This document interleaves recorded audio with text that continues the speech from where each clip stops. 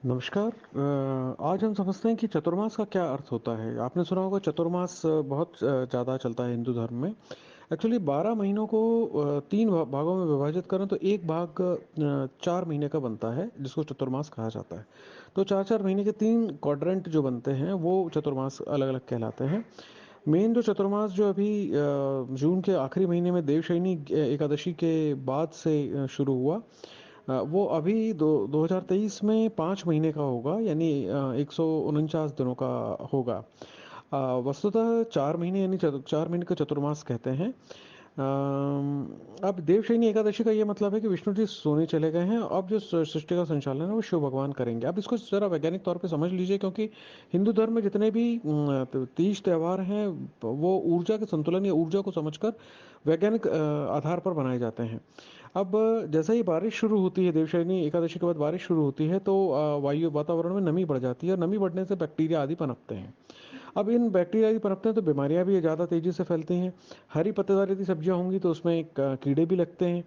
धूप जो है वो नैसर्गिक तौर पे कम हो जाती है, क्योंकि बारिश का मौसम रहता है तो बादल छाए रहते हैं, तो धूप भी कम होती है। धूप कम होती है तो हमारे शरीर में हार्मोन भी कम निकलने लगता है। अब जो हार्मोन कम निकलता है तो हमारे वो मन के अनुकूल नहीं होता, यानी हमारा मन थोड़ा सा व्यथित या कमजोर हो सकता है। इस दौरान यदि आपने महसूस करेंगे, ऑब्जर्व करेंगे कि आपकी पाचन शक्ति भी कमजोर हो जाती है। तो अब इसके आधार पर जो चतुर्मास बनाया गया है, वो चतुर्मास का ये मतलब हुआ कि इस दौरान आपको खाना कम खाना है, यानी एक ज़्यादा से ज़्यादा एक समय पर ही भोजन करना है। क्यों? क्योंकि पाचन शक्ति बरसात में कम हो जाती है, बारिश में कम हो जाती है। तो ट्रैवल नहीं करना है, क्योंकि नैसर्गिक तौर पे बाहर पानी बहुत ज़्यादा होता है, तो ट्रैवल करने की भी मनाही है। एक जगह स्थिर रहने की मनाही है। धूप कम होती है और बीमारियां ज़्यादा बढ़ती हैं, तो ज़्यादातर अपने आप को सुरक्षित रखने की दृष्टि से एक जगह स्थिर रहकर अपनी ऊर्जा को बचाए रखना चाहिए। ऐसा इन चतुर्मास का वैज्ञानिक कारण है। ऊर्जा के तौर पर गर्मी खत्म होने पर सब गर्मी के समय सर्वाधिक ऊर्जा होती है, यानी मई जून के आखिरी तक बहुत ऊर्जा होती है। और अब ठंड आने पर ऊर्जा कम हो जाएगी। तो इसके बीच में ये दोनों इसके बीच का जो चतुर्मास है, दोनों क्वाड्रेंट के बीच के संतुलन का चतुर्मास कहा जाता है, जिसको शिव जी संभालते हैं। ऐसा सांकेतिक रूप से बोला गया है।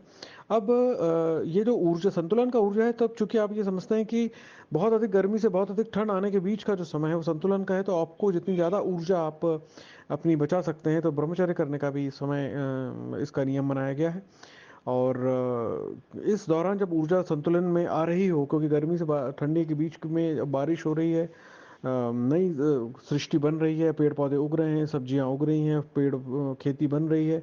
और आगे का जो आगे का जो 8 महीने होंगे उसमें इन्हीं खेती और इन सबसे उपजी हुई चीज़ों का भोजन किया जाएगा, सब्जियां करी जाएंगी और इस तरीके से चाली होगी। तो ये बड़ा एक्टिविटी वाला और बहुत सक्रिय ऊर्जा वाला समय होगा कि आपके शरीर के बाहर और अंदर बहुत सारी एक्टिविटी हो रही है। बाहर बारिश के रूप में, सृजन के रूप में, और अंदर शरीर में हार्मोन कम होने से आपकी जो शरीर है वो अपने आप को बैलेंस करने की कोशिश करता है। तो बड़ी बैलेंसिंग एक्ट हो रहा है। ऐसे समय में मौन रखने का भी बहुत गहरा महत्व बताया गया है कि मौन रखकर भी लोग 4 महीने तक निकालते हैं। इसलिए ये चतुर्मास अकेले साधु संतों के लिए नहीं है, गृहस्थों और जीवन और विद्यार्थी भी अपने आपको चतुर्मास के माध्यम से नियंत्रित करके, उपवास के माध्यम से शक्ति संग्रहित करके और अधिक बेहतर जीवन बना सकते हैं। यही सनातन धर्म है। और सनातन धर्म की वैज्ञानिकता को समझने के साथ ही हम अपने आप को और एक बेहतर इंसान के रूप में परिवर्तित कर सकते हैं।